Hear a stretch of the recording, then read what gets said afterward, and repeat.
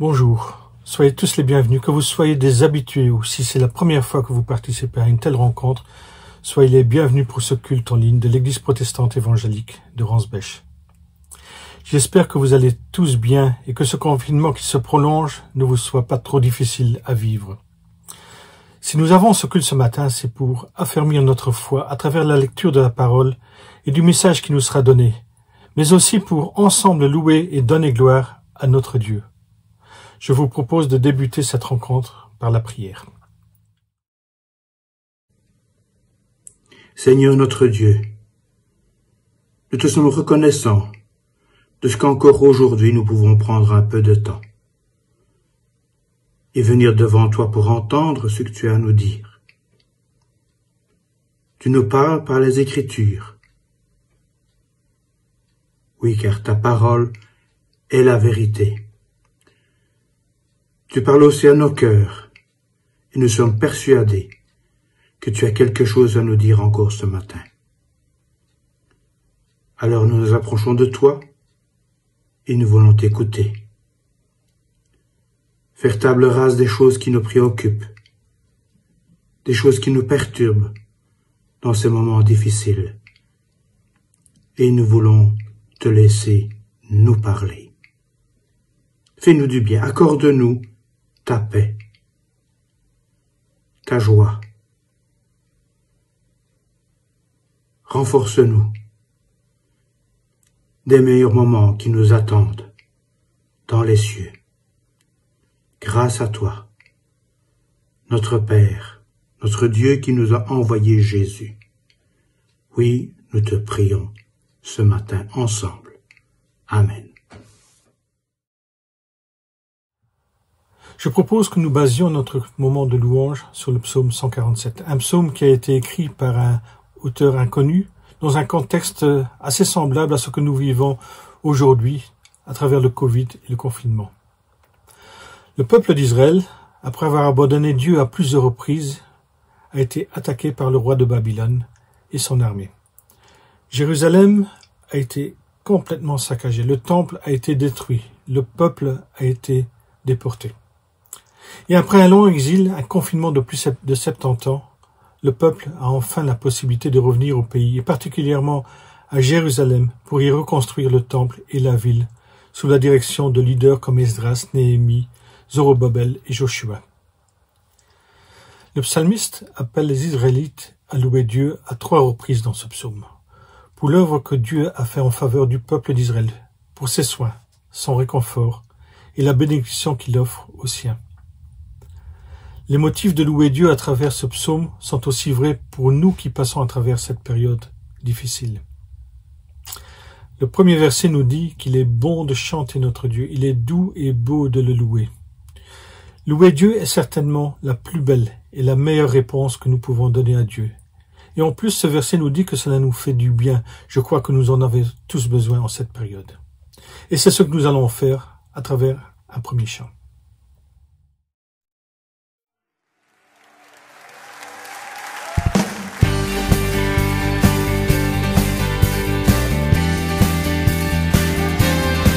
Des mains ensemble.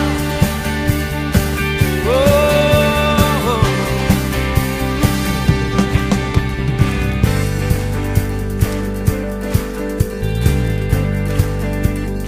Offrons au Seigneur, reconnaissance. Son amour dure à jamais. Car il est bon, il est au-dessus de tout. Son amour dure à jamais. Chantons, chantons, d'une main puissante et d'un bras tendu. Son amour dure à jamais. Il nous donne une vie nouvelle. Son amour dure à jamais. Chantons, Chantons, chantons. et chantons.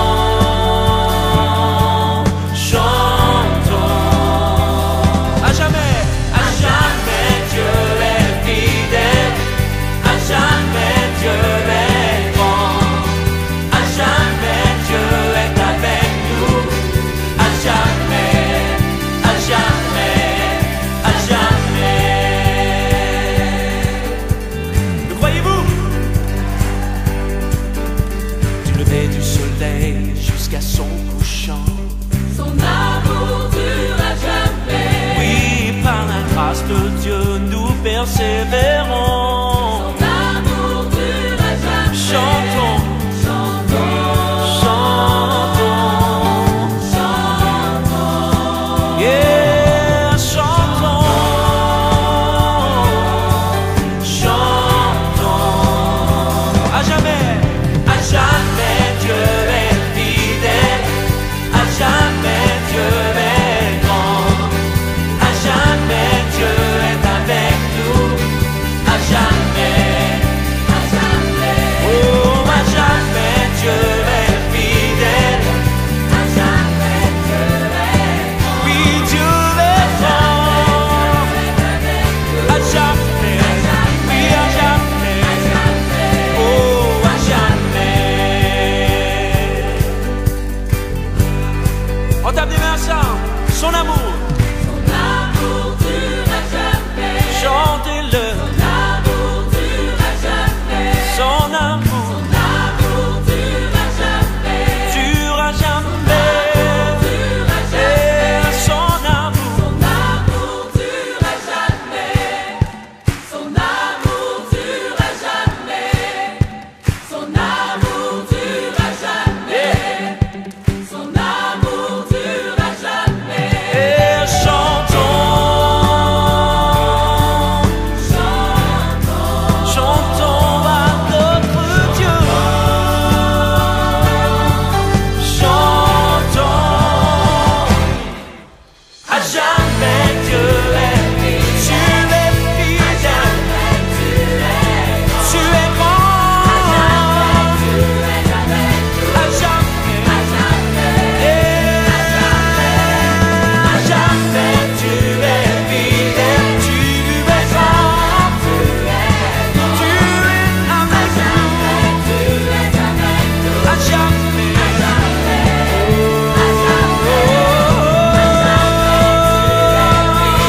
tu es grand, tu es parmi nous, proclame-le, à jamais, tu es fidèle, oui tu es grand, à jamais, à jamais.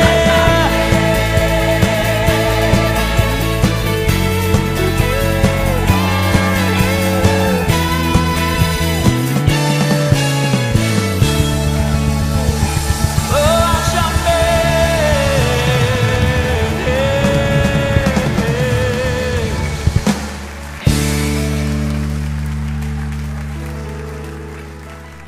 Psaume 147, versets 1 à 6. Louez le Seigneur, car il est bon de chanter notre Dieu, il est doux et beau de le louer. Le Seigneur rebâtit Jérusalem, il rassemble les bannis d'Israël. Il guérit ceux qui ont le cœur brisé et pense leurs blessures. Il compte le nombre des étoiles, il les appelle toutes par leur nom. Notre Seigneur est grand, d'une force immense, son intelligence n'a pas de limite. Le Seigneur soutient les pauvres, il abaisse les méchants jusqu'à terre. Dans les 6 premiers versets de ce chapitre, nous trouvons la première raison de louer Dieu. Dieu est un Dieu qui guérit les cœurs brisés. Il panse les blessures. Le peuple, à travers l'exil, a certainement été blessé et meurtri. Ils ont perdu tous leurs biens. Beaucoup, si pas toutes les familles, ont perdu des membres proches. Ils ont été humiliés aux yeux des autres nations. La ville qui faisait la fierté du peuple n'était plus qu'une ruine. Ils sont dispersés. C'est un peuple meurtri et détruit. Mais nous lisons au psaume 34. Les yeux du Seigneur sont sur les justes et ses oreilles sont attentives à leur appel au secours. Quand ils crient, le Seigneur entend et il les délivre de toute leur détresse. Le Seigneur est proche de ceux qui ont le cœur brisé. Il sauve ceux dont l'esprit est écrasé. Dans notre texte, le psalmiste lit la capacité de Dieu à guérir les cœurs brisés et à soigner les blessures au fait que Dieu est capable de compter les étoiles, de leur donner un nom qui leur correspond, qu'il connaît chaque étoile dans ses détails. Il est capable de compter ce qui ne peut pas être compté, Et si c'est le cas pour les étoiles, c'est d'autant plus vrai pour chaque individu qui compose son peuple. Il nous connaît parfaitement et aucun de nous est oublié. Il est présenté comme un Dieu grand et puissant, avec une intelligence sans limite, infinie. Nous avons un Dieu qui connaît tout et sait tout. Il est le Dieu créateur. Il est Dieu au-dessus de toute chose. Il est le Dieu qui prend soin des siens. Mais je crois que le plus grand confinement, le plus grand exil a été celui qui a été causé par le péché, par nos fautes. Nous étions séparés de Dieu, mais dans sa grandeur, dans sa sagesse infinie, le Fils a été envoyé sur terre pour devenir semblable à nous, afin de pouvoir mourir à la croix et de payer notre dette, pour acquérir la victoire, pour nous guérir, pour nous soigner du péché.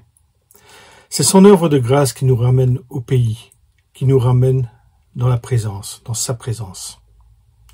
Ésaïe, au chapitre 61, prophétise à propos du Messie et il dit « Le souffle du Seigneur Dieu est sur moi, car le Seigneur m'a conféré l'onction. Il m'a envoyé porter une bonne nouvelle aux pauvres, panser ceux qui ont le cœur brisé, proclamer aux captifs leur libération et aux prisonniers leur élargissement. » Et aujourd'hui, il continue son œuvre avec chacun d'entre nous, là où nous sommes, avec nos souffrances, nos blessures, même celles que nous pensons devoir assumer seuls. Il est là, à côté de nous, comme le bon berger, qui connaît le nom de chacun de ses brebis. Il continue à prendre soin de nous avec amour et tendresse.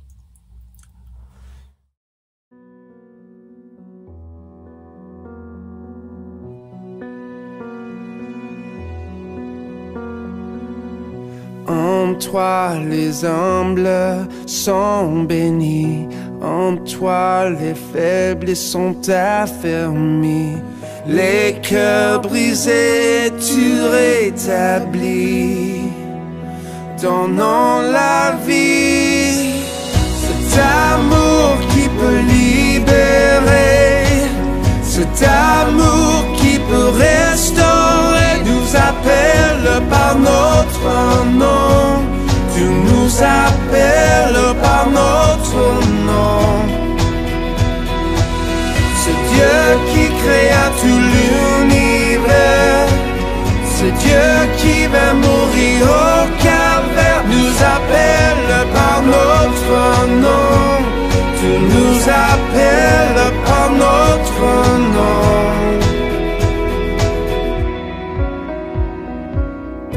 À ceux qui doutent de la foi, aux chancelants, tu tends les bras, tu les appelles de ta voix.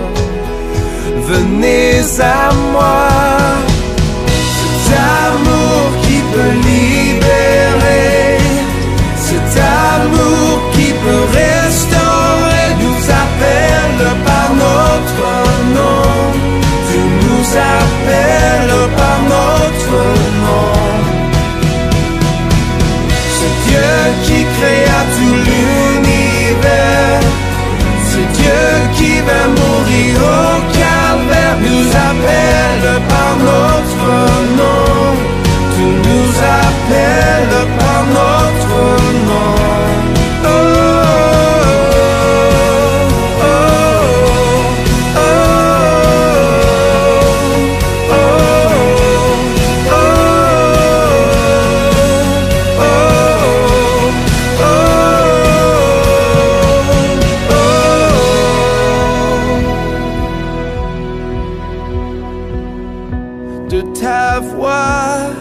De ta voix, tu nous appelles à la croix. De ta voix, tu nous appelles à la croix. De ta voix, tu nous appelles à la croix. De ta voix, tu nous appelles à la croix. Cet amour qui peut libérer, cet amour qui peut restaurer, nous appelle par notre nom. appelle par notre nom. Ce Dieu qui créa tout l'univers, ce Dieu qui va mourir au calvaire, nous appelle par notre nom. Tout nous appelle par notre nom.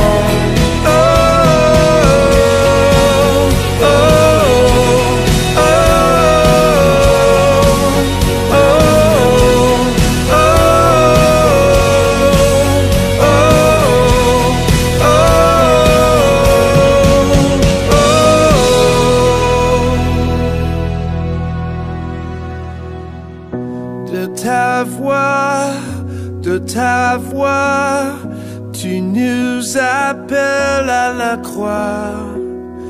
De ta voix, tu nous appelles à la croix.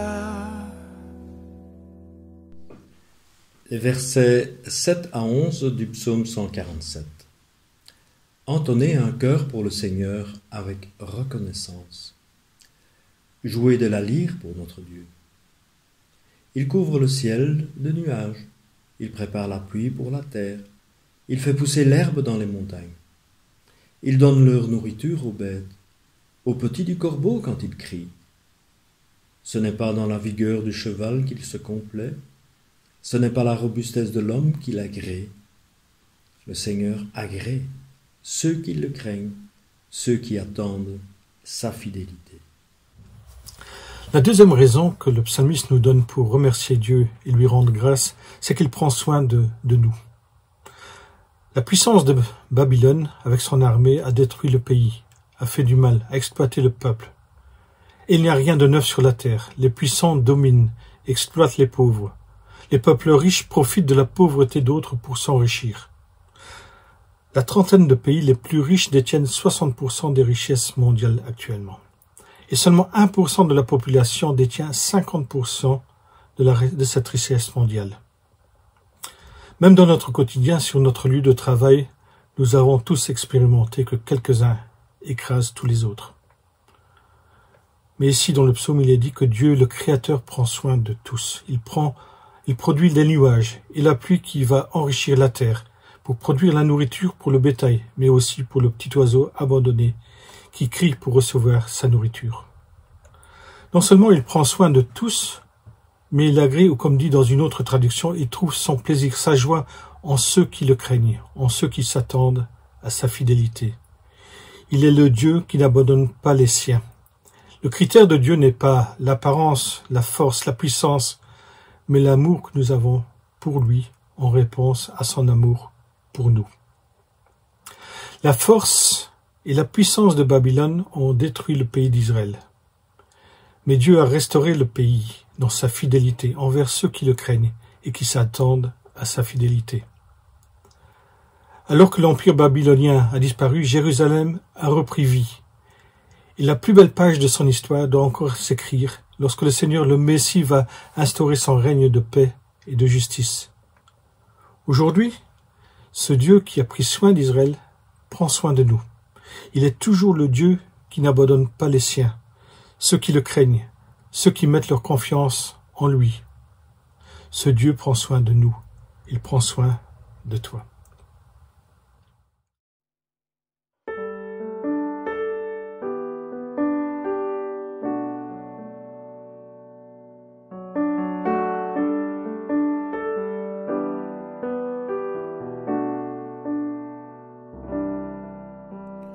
Je demeure sous l'abri du Très-Haut et je me repose à l'ombre du Dieu Tout-Puissant. Il est mon refuge et mon appui, l'Éternel en qui je me confie. Je demeure sous l'abri du Très-Haut et je me repose à l'ombre du Dieu Tout-Puissant. refuge et mon appui. L'Éternel en qui je me confie. Tu es ma délivrance et mon salut. En toi j'ai mis ma confiance, Seigneur Jésus. Je n'ai pas peur des frayeurs de la nuit. Je sais que tu veilles sur ma vie. Je m'accroche à toi, je garde mes yeux sur toi, éternel mon refuge. J'invoque ton nom, je proclame ton nom, mon salut c'est Jésus.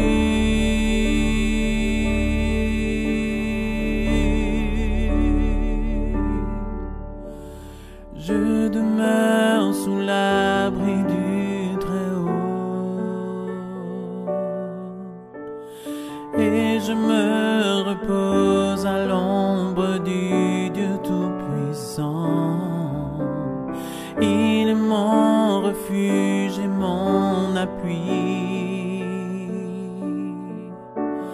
l'Éternel en qui je me confie.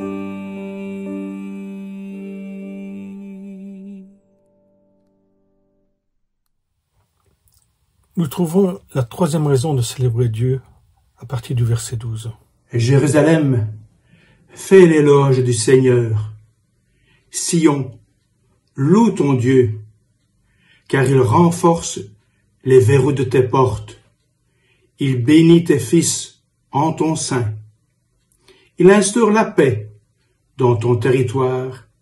Il te rassasie du meilleur froment. Il envoie ses ordres sur la terre. Sa parole court avec rapidité. Il donne la neige comme de la laine et répand le givre comme de la cendre. Il lance sa glace par morceaux. Qui peut tenir devant son froid? Il envoie sa parole et les fait fondre. Il souffle le vent et les eaux coulent. Il révèle ses paroles à Jacob, ses prescriptions et ses règles à Israël. Il n'a pas agi de même pour toutes les nations. Elles ne connaissent pas ses règles. Louez le Seigneur. Dans cette section du psaume, nous voyons que Jérusalem a été reconstruit, que le peuple y habite en sécurité. La campagne autour de la ville est prospère. Le meilleur froment y est produit. Le Seigneur les a sauvés d'un passé misérable pour leur donner un présent et un avenir béni.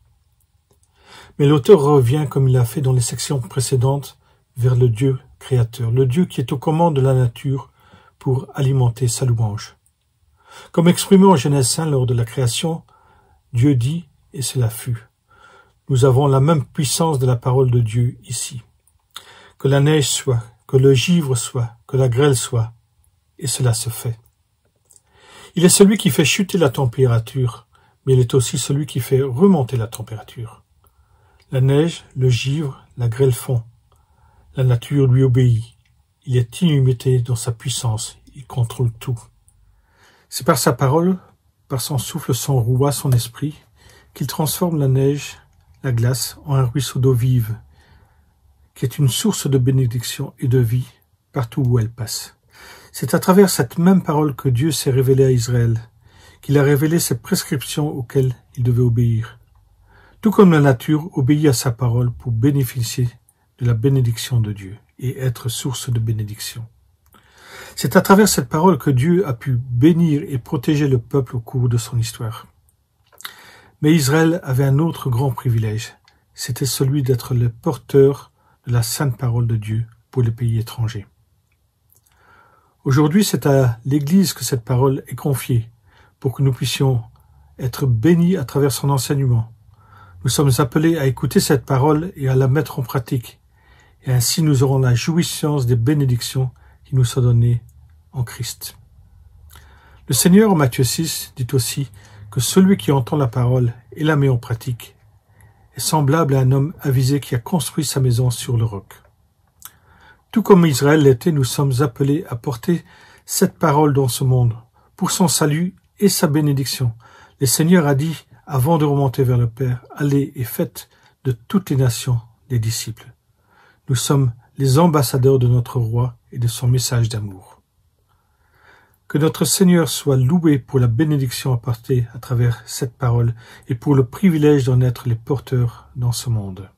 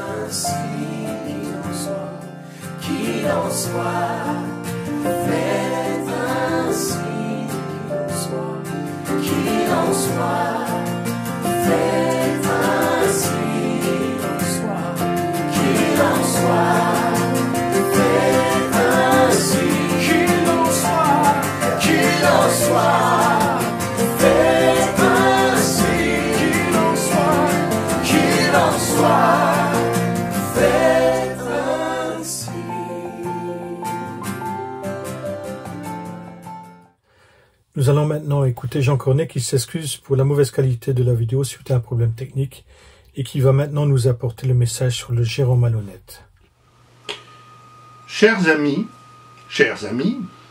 ce matin je vous invite à partager une première lecture dans le livre du Deutéronome et plus particulièrement un extrait de Deutéronome 30. Car cet ordre que j'institue pour toi aujourd'hui n'est pas au-dessus de tes forces, ni hors de ta portée. Il n'est pas dans le ciel, pour que tu dises « Qui montera pour nous au ciel ?» afin de nous l'apporter et de nous le faire entendre, pour que nous le mettions en pratique. Il n'est pas de l'autre côté de la mer, pour que tu dises « Qui passera pour nous de l'autre côté de la mer ?»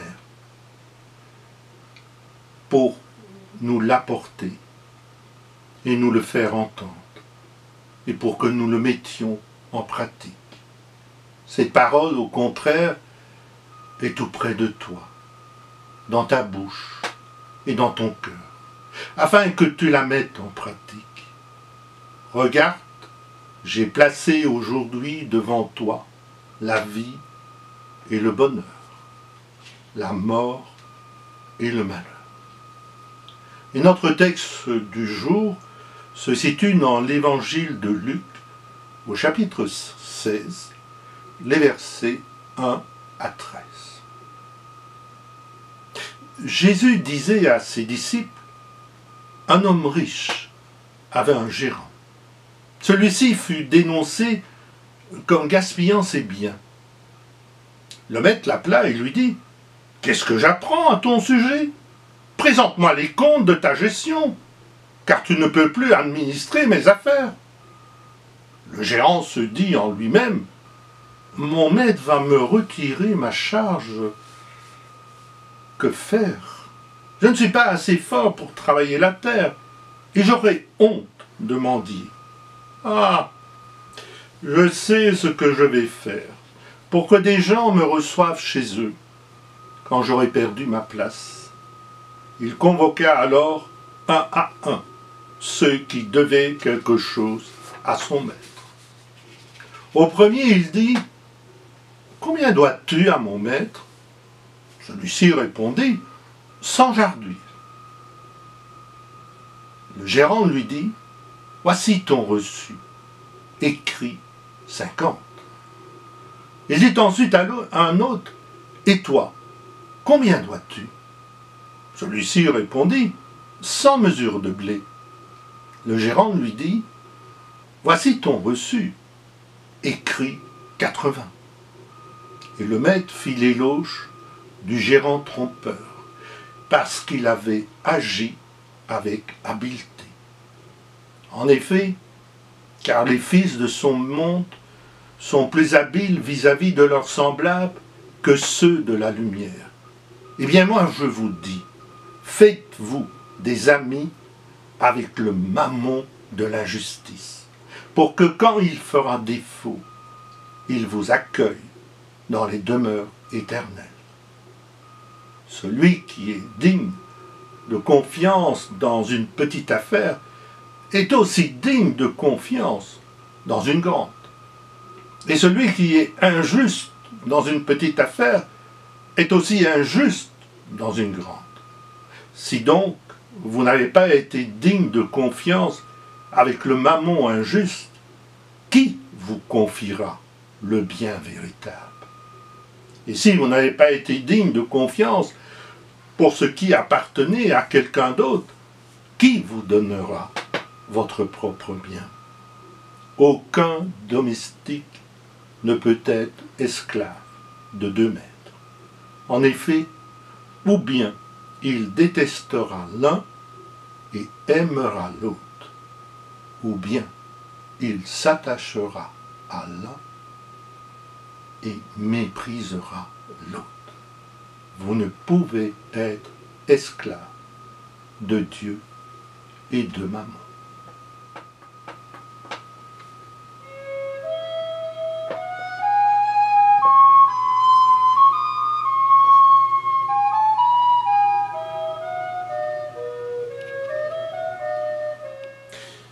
cette parabole doit nous questionner, au vu de la réaction du maître vis-à-vis de son serviteur. Car, après l'avoir licencié, il le félicite pour l'imagination qu'il a développée pour se reconvertir, en utilisant même des moyens peu honnêtes.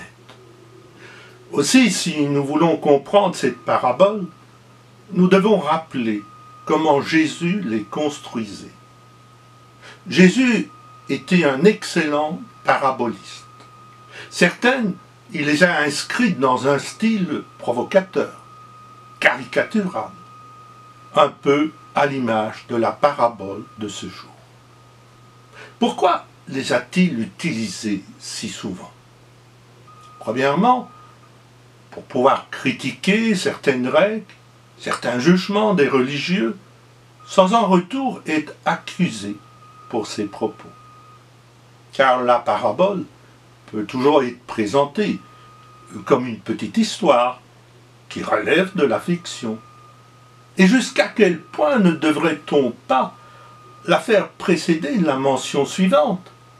Toute ressemblance avec des faits ou des personnes existantes ou ayant existé est purement fortuite.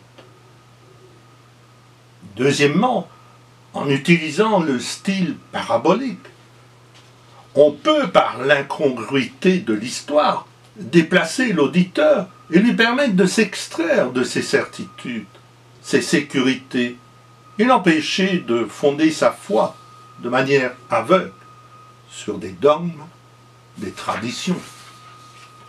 Enfin, troisièmement, parce que la parabole suggère un regard nouveau sur Dieu, sur nos frères et sœurs en Christ et en humanité, mais surtout sur nous-mêmes.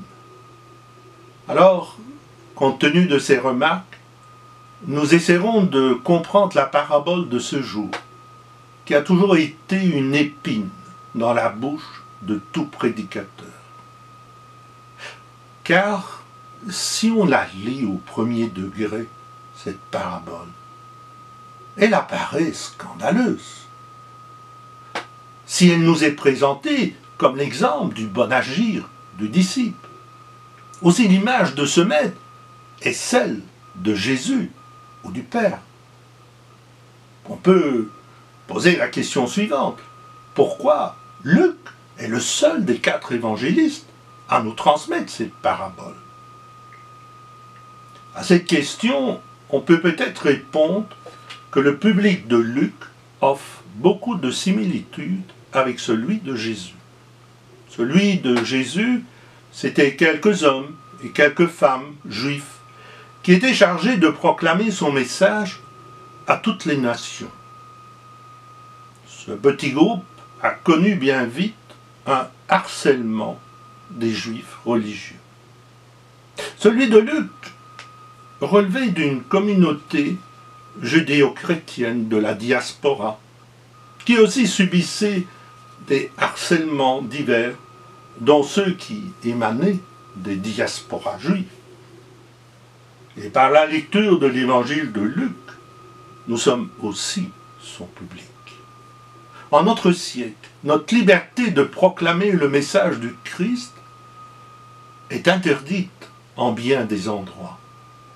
Et ailleurs, elle est concurrencée par divers mouvements philosophiques et diverses spiritualités, tout autant agressives. Arrêtons-nous sur la parabole du jour. L'acteur principal est un gestionnaire de biens. Une situation courante à cette époque, où toute personne qui avait des moyens financiers importants pouvait acheter une charge. Ici, la charge de l'intendant consistait à lever des loyers, des taxes, sur la base du barème fixé par le propriétaire, ainsi que gérer les comptes du domaine. Le gérant ne recevait pas de revenus du propriétaire, mais pouvait s'en constituer un en augmentant les taxes. Certains les augmentaient raisonnablement, mais d'autres n'avaient pas ces scrupules.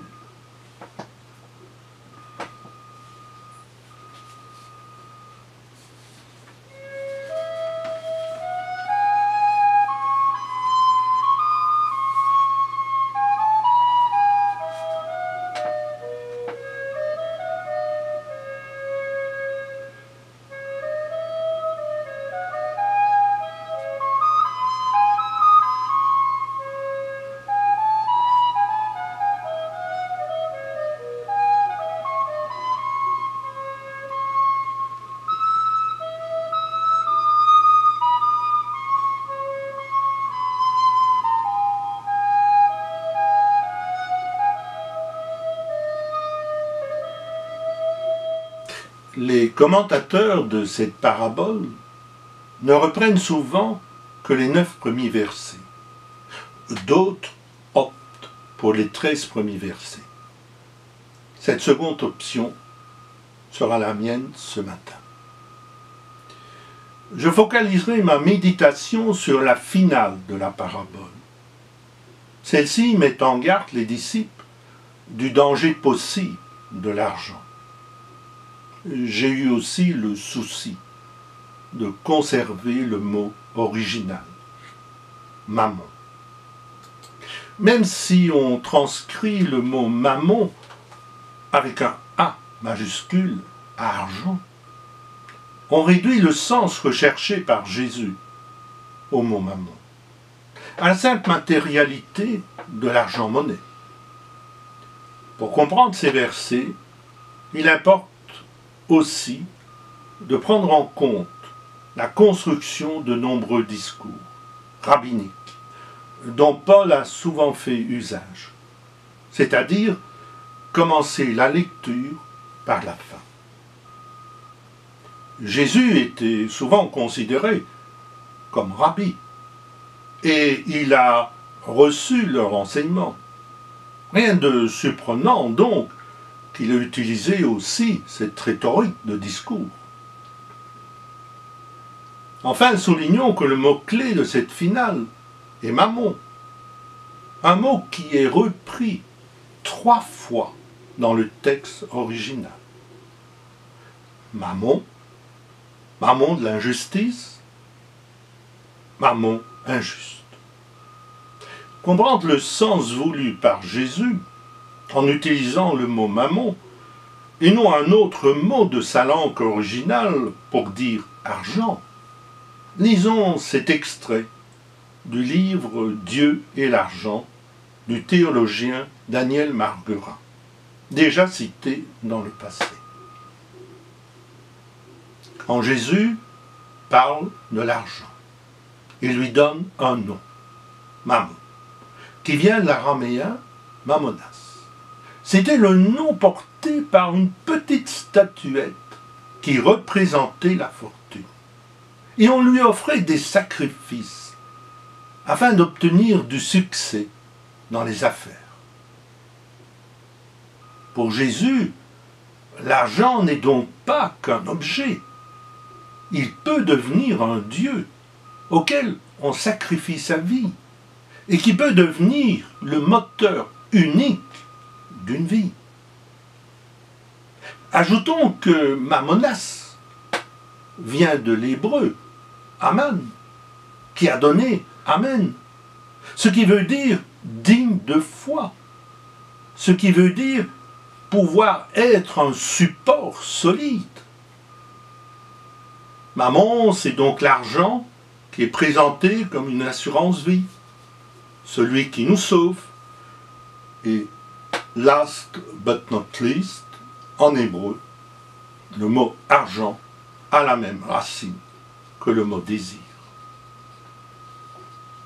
Jésus, dans cette parabole, nous prévient de l'ambiguïté de l'usage de l'argent, donc du mammon injuste, du mammon de l'injustice, et même du mammon sans qualification. Mammon a souvent pourri, au cours des siècles, les églises et leurs membres. La dénonciation de ces dérives a été une des causes de la réforme, notamment à travers le commerce des indulgences et la théologie de la prospérité prêchée par certains méga-churches peut être aussi vue comme une dérive moderne. Cette parabole met donc en garde les églises et leurs membres en les plaçant devant un choix entre mammon, outil de pouvoir, et argent, outil de service dans les mains de Dieu.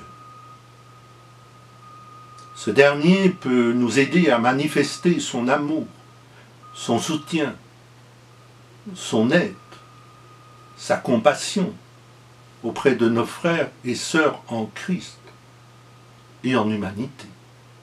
Et ce faisant, en tant qu'acteurs, nous devenons les ouvriers et ouvrières de son royaume. Car nous ne devons pas oublier qu'un basculement peut s'opérer entre l'argent modé, réduit à de simples liasses de billets au service des autres, et l'argent idole qui fait de nous des hommes et des femmes de pouvoir. Je résume. En soulignant la proximité lexicale entre le mot mammon et amen, qui signifie digne de foi. En soulignant que le mot argent et le mot désir, en hébreu, sont proches par leurs racines. On signifie qu'adhérer au mammon de l'injustice, au mammon injuste, ou à mammon, c'est lui accorder notre amen, notre accord, et faire de lui le désir suprême de notre vie. Et comme Jésus nous le dit, il m'est impossible de servir deux maîtres à la fois, Dieu et mammon, car je détesterai l'un et j'aimerai l'autre, ou je m'attacherai à l'un et je mépriserai l'autre. Cette méditation n'est pas un éloge de la pauvreté, mais elle nous place face à un choix de vie entre l'argent de l'injustice et celui de la justice.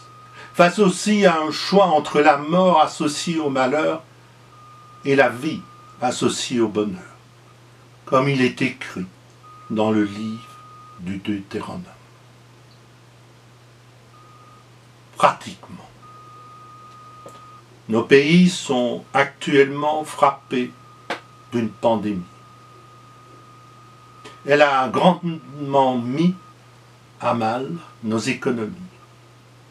Lorsque nous agirons pour les relever, nous serons devant un choix, celui de rebâtir une économie mammon comme avant, ou celui de bâtir une économie outil au service de nos frères et sœurs en humanité, les plus défavorisés. Ainsi, disciples du Christ, nous serons des acteurs de son royaume. Car cette nouvelle économie est un outil de paix et d'amour. Je vous invite maintenant à la prière en utilisant les mots de saint François d'Assise.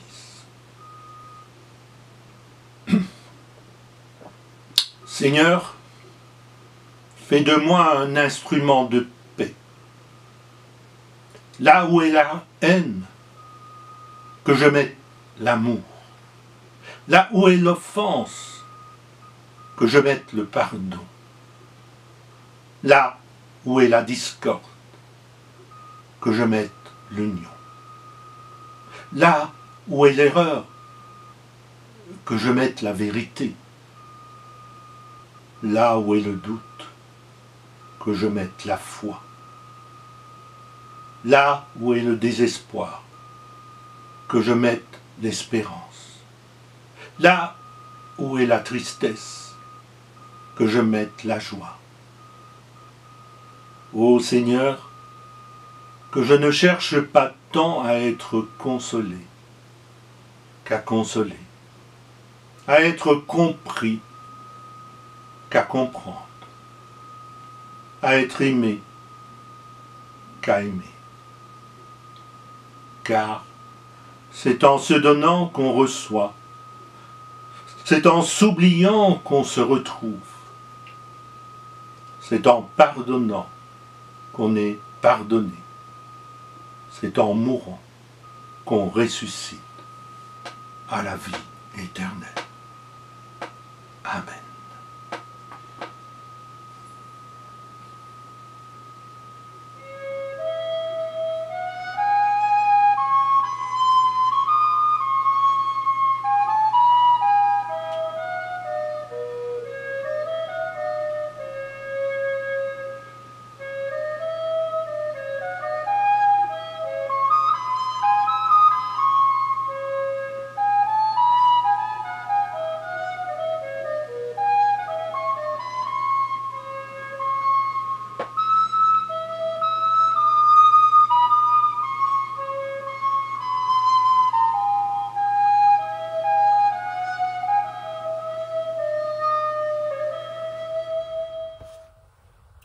Nous arrivons maintenant à la fin de ce culte et avant de nous quitter, j'aimerais vous lire comme parole d'envoi le psaume 27, le verset 14 du psaume 27.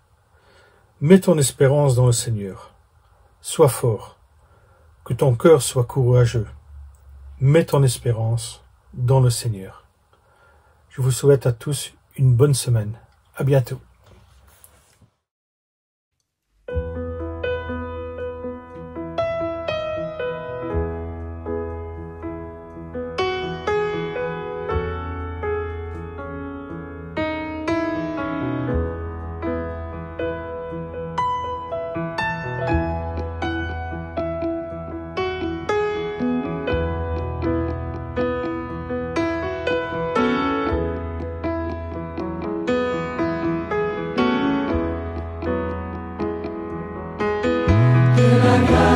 Du Seigneur Jésus-Christ, l'amour de Dieu et la communion du Saint-Esprit soient avec vous tous, soient avec vous tous. Que la grâce du Seigneur Jésus-Christ, l'amour de Dieu et la communion du Saint-Esprit soient avec vous tous, soient avec vous tous.